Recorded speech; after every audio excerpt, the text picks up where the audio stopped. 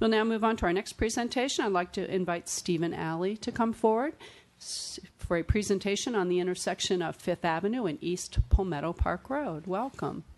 Hi, Steve Alley, 380 Northeast Fifth Avenue.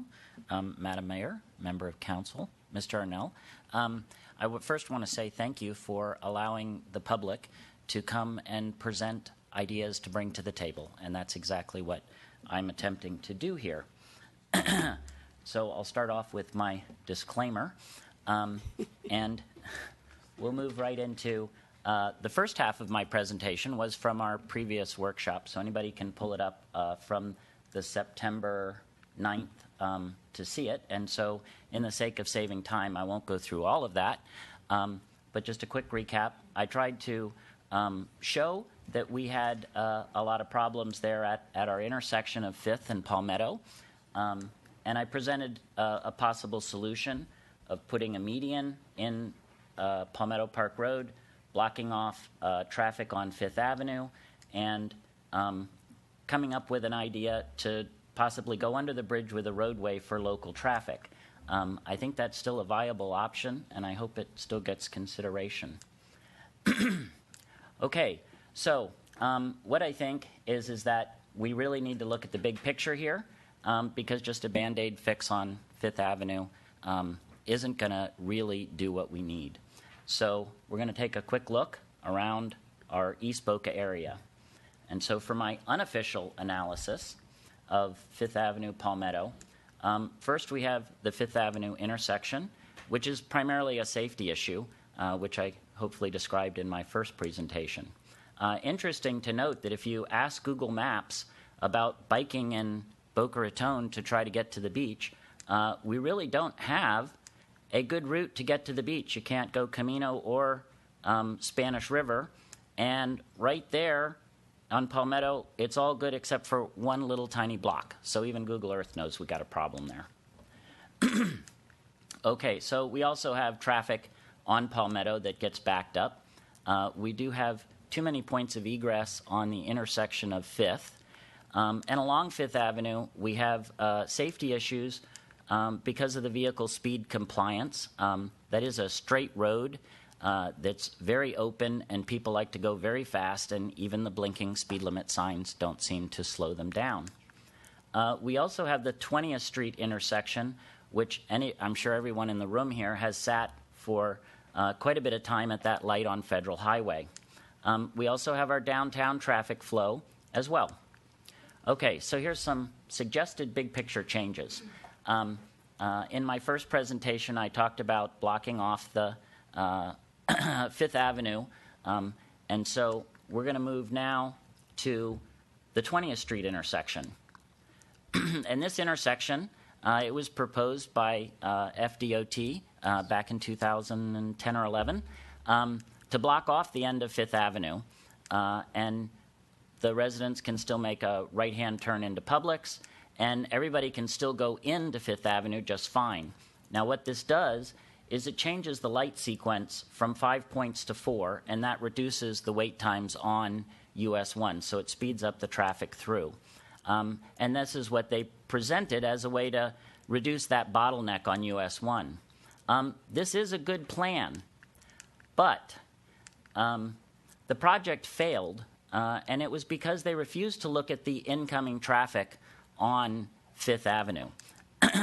And it created an unacceptable burden on 15th Street, and so the neighborhood rejected this, what was a good idea, but because of a bad execution. And I went to that presentation and I asked them, I said, well, how can you block off one end if you don't look at the other end? And they said, oh no, we can't do that. We're only looking at this. And so that's why I think sometimes it's important to step back and get that bigger picture. Okay, so now if we block off each end of 5th Avenue, now it's only neighborhood traffic that's exiting, and our main exits have all been traffic calmed, and incoming vehicles still come from that way. And you know, we can also note that there's an awful lot of neighborhoods and developments that have, you know, one or two accesses into there and out, and they operate just fine. Okay, so now we're going to move to Palmetto and Meisner Boulevard. And So we're going to look at that intersection. And I've got an example here of Congress and Yamato Road of a turn lane that really works great. And I don't know if anybody's been on that turn lane, but it's amazing to come to an intersection and to be able to go right around without having to stop. It's very efficient. They have a little raised area for pedestrians so that it's a safe place with its own crosswalk. So now we come back to Palmetto and Meisner Boulevard. We could put in that little raised sidewalk corner there and do a dedicated right turn lane only. Now, this is the hardest part of this whole thing because you'd have to cut into your sidewalk and you'd probably lose about 6 spaces of parking in the downtown, and I know those are precious. But, you know, this is all just considerations. So that would allow the through traffic on Palmetto to just go through unobstructed. We would reinstate the left turn lanes, and that would allow the people that wanted to go south past the downtown an easy access on Southeast Meisner. And I think most of us already do that anyways. You know, it's kind of, you figure out the best ways to go through town. Then Meisner Boulevard, we just make one lane go through and dedicate the right lane to being a right turn only, which is primarily what everybody does anyhow. And then also reinstate the left turn lane to get into Meisner Boulevard. Okay, so now let's go to the other end of Meisner Boulevard at US 1. And here we can see northbound traffic on US 1 goes through unobstructed. And we could put in a little sidewalk pedestrian area there. And the free lane already exists for this because at the other end, it's already a turn only. So really nothing has to be done except change some lines on the pavement to make this corner even work better. Okay, so now the new route for these vehicles, instead of going through that light and down Fifth Avenue, what we're asking them to do is to come around Meisner and head north on US 1. It does increase the route a little bit, and there's one extra traffic light, considering that we've removed those by doing those dedicated right turn onlys, allowing the flow to keep moving. And, you know, in reality, this is exactly what everyone coming from the beach does. If they're going south on US 1, they take Southeast Meisner Boulevard. So it's the same idea, it's just on this side. Okay. Then the next thing, let's look at Palmetto Park Road and Federal Highway. And if we look here, we can see that the intersection, there's no left turns right now when you're on US 1. And that actually works really quite well because it takes you right through and it eliminates a light sequence. And I think we should do the same thing on Palmetto and not allow the turns there, which speed up the light for both Palmetto and Federal Highway. And so from east Palmetto, people coming through to the downtown, you're just going to bypass it on Meisner. When you come from the south on US 1, you bypass it going this way. And that's pretty much what everybody does anyhow. So what we really need is just some better signage and getting people to turn these ways. And, you know, I think that communicating with the Google and the GPS navigation, most people that don't know where they're going, they plug it in and they turn wherever the route tells them. So it's perfectly fine to have maybe not the most direct route to everything. Okay, so Palmetto then moves more efficiently because we got rid of that light and the traffic can flow off each side of it. We speeded it up through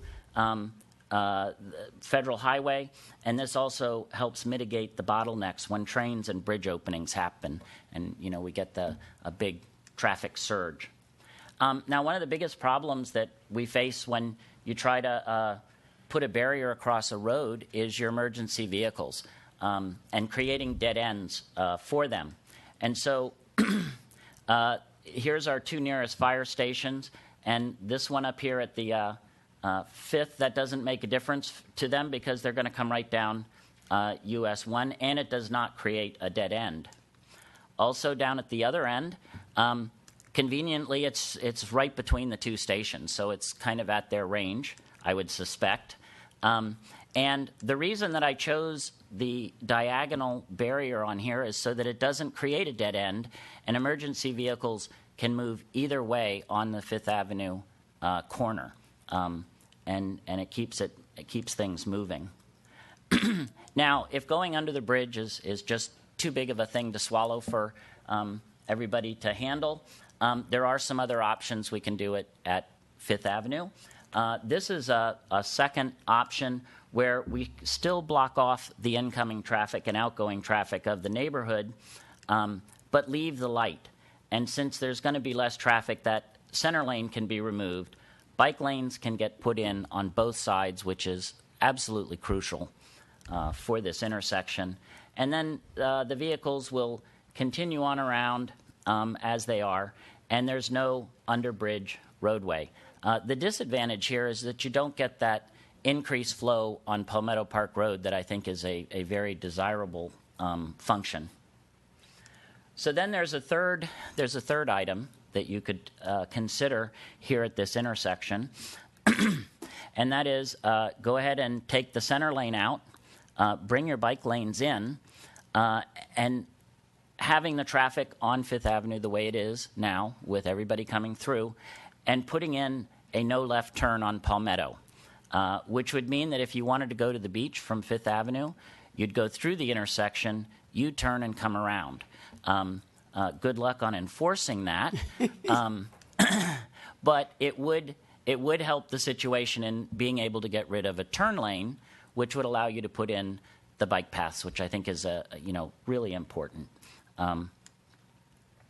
And so even if we can't do any of those things, what I'm hoping you'll consider is on Fifth Avenue to maybe put in some traffic circles just to slow this road down, because it really does get pretty insane with speeding cars. And, of course, with restaurants and waterfront bar on the horizon, that only gets worse. So those are the things that consider, and I know that the traffic department has looked into that before. And so with that, I'm going to leave it at the Silver Palm Park and say thank you very much for listening. Well, thank you very much, Mr. Alley. Again, we don't need to hire a consultant when we have you here, because what great ideas. Let's talk about Palmetto and Fifth, because to me that's probably the most crisis intersection that we have to discuss now. Your first suggestion was to take the signal out and obstruct traffic going north on Fifth Avenue. Here, could you go back to that? Let's chat about that a little bit. Because that was interesting. I mean, you're going to force traffic down Palmetto to Meisner, but because I know a lot of the Barrier Island people come over the bridge and go up Fifth Avenue to go to Publix and the retail center that's up there. Yes. So my suggestion was to go from the median on Palmetto to the median on Palmetto as a solid barrier.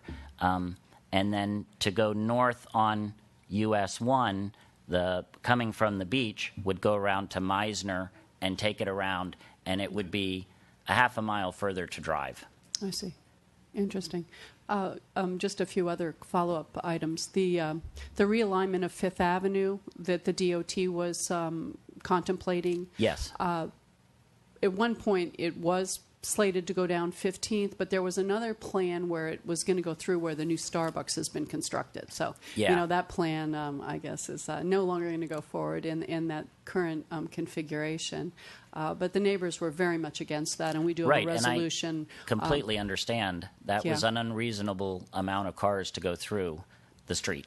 Yeah, but I also will point out to you that staff has, and it's being considered by the Palm Beach MPO, is a bike lane project for Fifth Avenue that would remove the poles or move the poles and widen that bike lane to a multi-use path along the western side. So I mean, we are currently that'd be great. We are currently working towards that improvement to be funded in that way. So so we're interested, and we know that we have an issue. And the other thing that we need to also be aware of is that the Camino Real Bridge is going to be closed for 9 months next year for rehabilitation. So whatever we're going to do here on Palmetto, we better we better decide and do it pretty quickly. So, Right.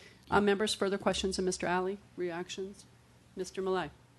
Just too much information to react to immediately. Thank you. I mean, it's Yeah. good. I'll certainly be looking at this again. Okay. And want to hear Mr. Hess's comments at some point, but thank you. Mr. Singer? Thank you, Mr. Alley. Yes, a lot of information, a lot to consider, and I too would welcome Mr. Hess's comments. I know I've discussed some of these issues from your prior presentation with city staff, and look forward to doing so more now that you've given us more to chew on. And Mr. Arnell, are we going to be? When will we be hearing from Mr. Hess? I don't know if he's prepared to comment on the fly. Perfect. Yeah. Thank you. Excellent.